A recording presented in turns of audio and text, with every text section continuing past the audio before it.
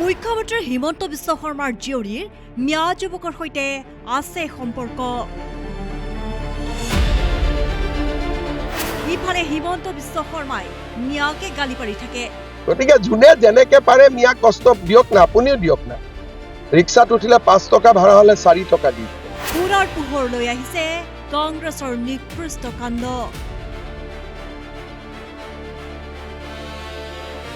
এআইৰ অপপ্ৰয়োগত লিপ্ত কংগ্ৰেছে হেৰুৱাইছে নেকি নিজৰ সৰ্বস্ব? মুখ্যমন্ত্ৰীক বলে নোৱাৰি কংগ্ৰেছৰ টাৰ্গেট এইবাৰ মুখ্যমন্ত্ৰী হিমন্ত বিশ্ব শৰ্মাৰ কন্যাক।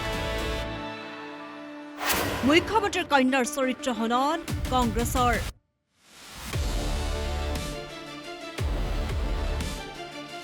বলিউড অভিনেতা কাৰ্তিক আৰিয়ানৰ ফটো আঁতৰাই কংগ্ৰেছে লগাই দিলে মিয়া যুৱকৰ ফটো। অপপ্ৰচাৰত লিপ্ত হল গৌৰৱ গগৈৰ কংগ্ৰেছ পাৰ্টি। এইবাৰ পুনৰ পোহৰ লৈ আহিছে কংগ্ৰেছ দলৰ নিকৃষ্ট কাণ্ড। মুখ্যমন্ত্ৰী হিমন্ত বিশ্ব শৰ্মাক বলে নোৱাৰি এইবাৰ টাৰ্গেট কৰিলে মুখ্যমন্ত্ৰী ডক্টৰ হিমন্ত বিশ্ব শৰ্মাৰ জীয়ৰীক। মুখ্যমন্ত্ৰী হিমন্ত বিশ্ব শৰ্মাই বেদখলকাৰীক উচ্ছেদ, অবৈধ লোকৰ ভোটাৰ তালিকাৰ পৰা নাম কৰ্তন কৰাক লৈ পূৰ্বৰে পৰাই বিৰোধিতা কৰি আহিছে বিৰোধী শিবিৰে। ভোট বেংকৰ স্বাৰ্থত অবৈধ বাংলাদেশী মিয়াসকলক বচাবৰ বাবে তুষ্টিকৰণৰ ৰাজনীতি কৰি থকা সভাপতি গৌৰৱ গগৈৰ কংগ্ৰেছ এইবাৰ নামিল চৰিত্ৰ হননত।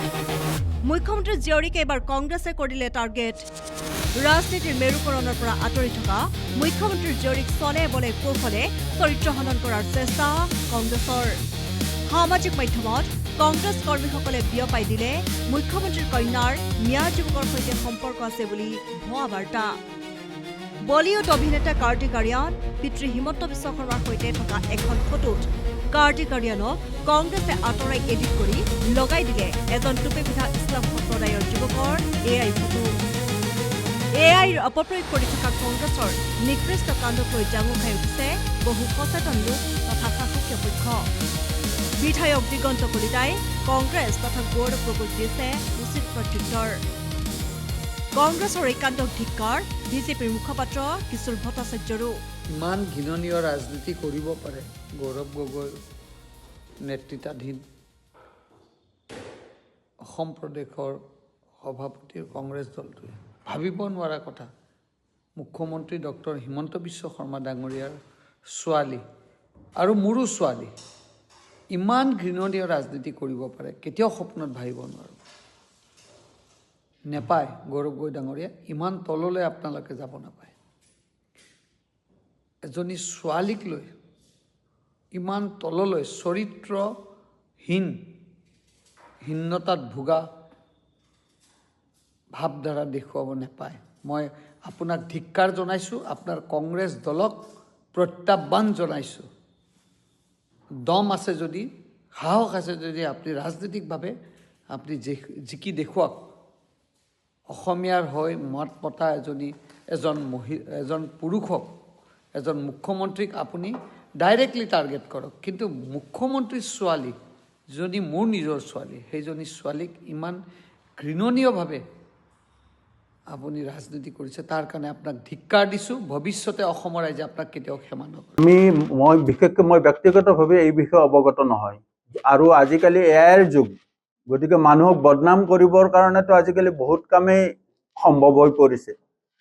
গতিকে এইটো কংগ্ৰেছৰ হয়তো এটা অভিসন্ধি হ'ব পাৰে, এটা কংগ্ৰেছৰ ষড়যন্ত্ৰ হ'ব পাৰে। এতিয়া কংগ্ৰেছ, আচৰিত কথা, উন্নয়নমূলক কামৰ প্ৰতিযোগিতাত অৱতীৰ্ণ হ'ব লাগিছিল কংগ্ৰেছ অৱতীৰ্ণ হৈছে মিয়াৰ সংৰক্ষণত। কংগ্ৰেছ অৱতীৰ্ণ হৈছে বংগমূলীয় ভোটাৰৰ স্বাৰ্থত। কংগ্ৰেছ সংগঠিত হৈছে বিজেপিৰ নেতাসকলৰ বদনাম কৰাৰ কাৰ্যত। আপোনালোকে অসমৰ কাৰণে কি কৰিব? ৰাইজৰ ওচৰত সেইটো দাঙি ধৰক। অসমৰ উন্নয়ন সন্দৰ্ভত আপোনালোকৰ কি পৰিকল্পনা আছে? আপোনালোকে অসমবাসীক কি ধৰণে আপোনালোকে আশ্বস্ত কৰিব? কি কাৰণে আপোনালোকক ভোট দিব লাগিব? অসম সন্দৰ্ভত আপোনালোকৰ পৰিকল্পনা কি? এইবোৰ কৰাৰ পৰিৱৰ্তে তেওঁলোক এতিয়া নামি পৰিছে আমাৰ দলৰ নেতাসকলৰ, আমাৰ দলৰ নেতাৰ পৰিয়ালৰ চৰিত্ৰ হনন কৰা কাৰ্যত। কংগ্ৰেছৰ দৰে এটা পুৰণি ৰাজনৈতিক দলৰ এনেধৰণৰ কৰ্মকাণ্ড সঁচাকৈয়ে দৃষ্টিকটু আৰু গৰিহণাযোগ্য। বিশেষ প্ৰতিবেদন, নিউজ ডেস্ক ৰিপৰ্ট।